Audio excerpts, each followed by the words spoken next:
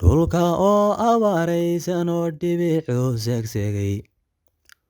warodhayinkii geedihiyo dheehu ka idlaaday,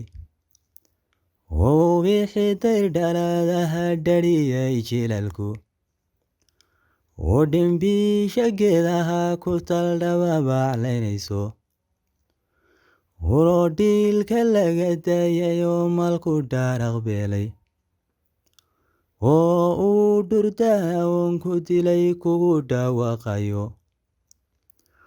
oo dhagaha ka buuxsamo nugi dhididkaaga markuu dhibica dayreed curtee dholalka la faafsho. Markuu dhibica dayreed curtee dholalka la faafsho,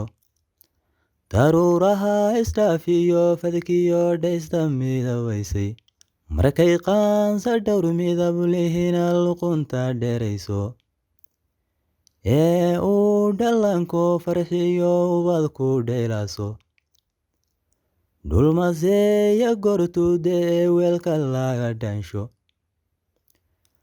ee maalku nowada dhale dhayda laga hago,